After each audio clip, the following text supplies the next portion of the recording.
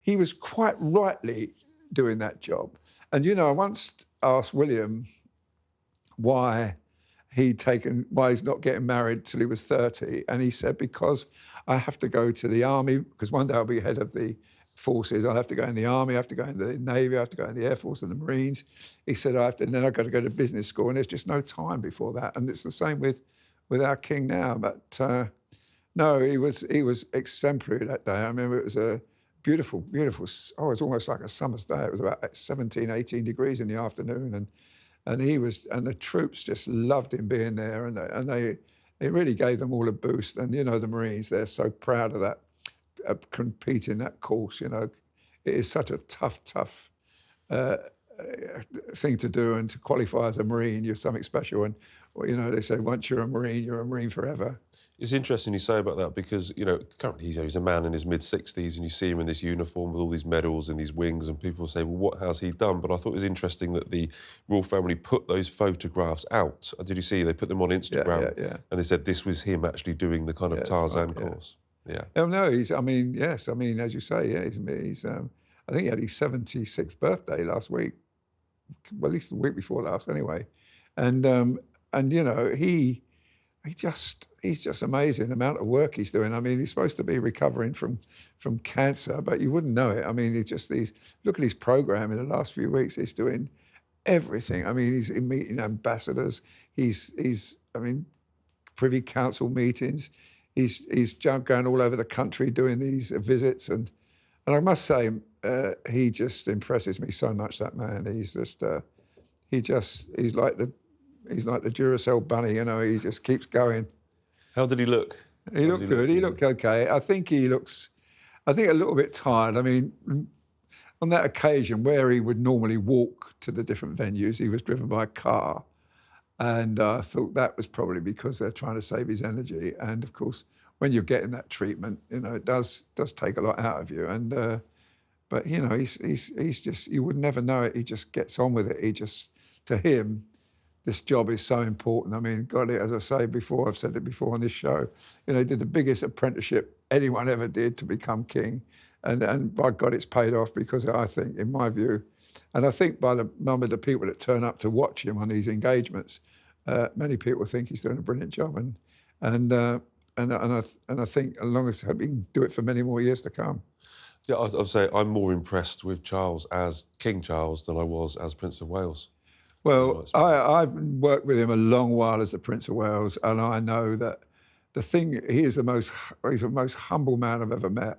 I mean, the things he does for other people that you never hear about, where he uses the power of his office to make life better for not just one people, but many, many people. And, I could sit here all day and talk stories about him, what he's done for other people, because I've watched him.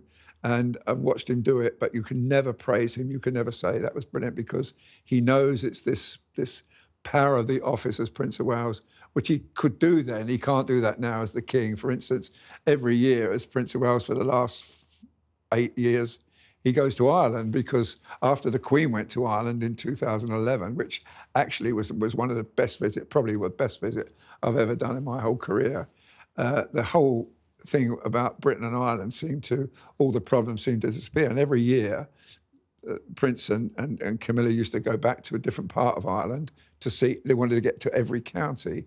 Now, he can't do that now because he's head of state, and now it's so much more difficult. I know he wants to, and that will be some time in the future, he'll go back there. But as Prince of Wales, he was going there and he was making such a difference. And, I could see the crowds turned up for him there, and he got involved. I mean, he played Gaelic games. He just did everything. He went to all the great historical places, and I was so impressed with him. And I used to love that visit every year to Ireland.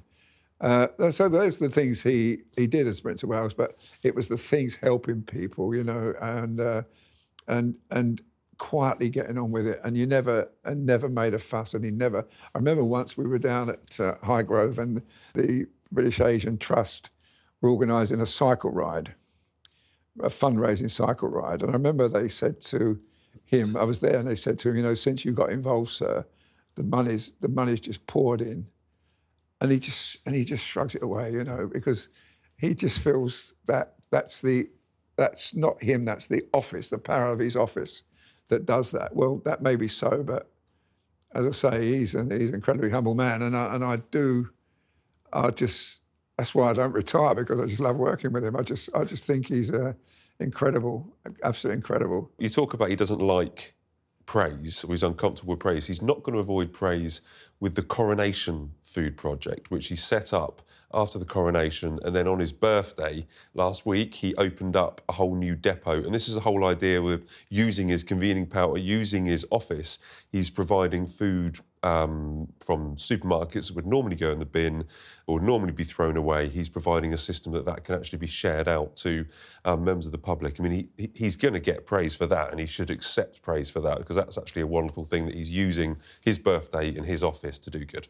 Well, you might offer it, and he might smile, but I don't think he wouldn't think that was important. He would think that's it, and they'll be getting on with something else now. I can tell you, Matthew, once we went to this refuge in Kathmandu in Nepal, and he came out and he said, "How can we help this lady?" She ran a refuge for women returning from the brothels in India, who were trafficked to the brothels in India. And through the Sun newspaper, I mean, we sold a limited edition of one of his paintings of the Himalayas, and we raised, I think, over nearly £80,000, and we bought a nice piece of land for this woman to build a proper centre. And that was his inspiration to do that. It was his idea to work with the Sun newspaper to make this happen. And we could have sold, it was a 250 limited edition, could have sold 1,000. But he used it, and it's because of that, this woman has now got this beautiful centre. And she's helping lots more people.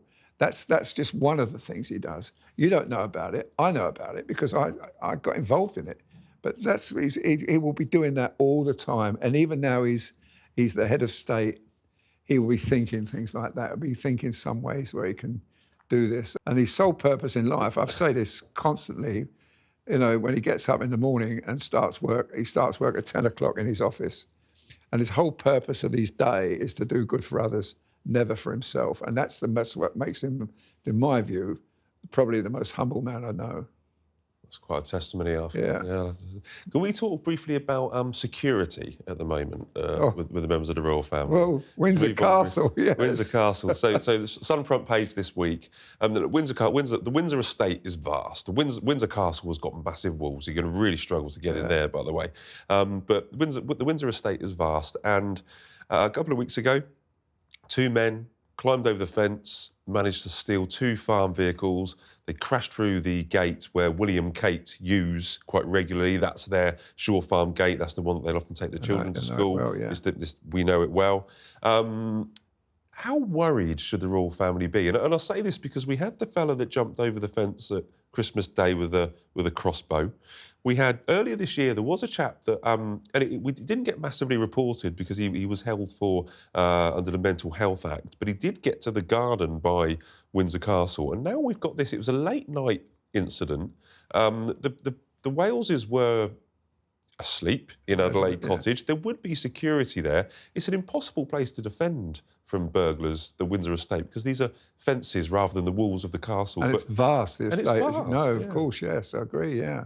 Well, they must be kind of worried. I bet they've been burning the midnight oil trying to sort that one out. But listen, I mean, Michael Fagan got in the Queen's bedroom at Buckingham Palace. Look, nothing's perfect.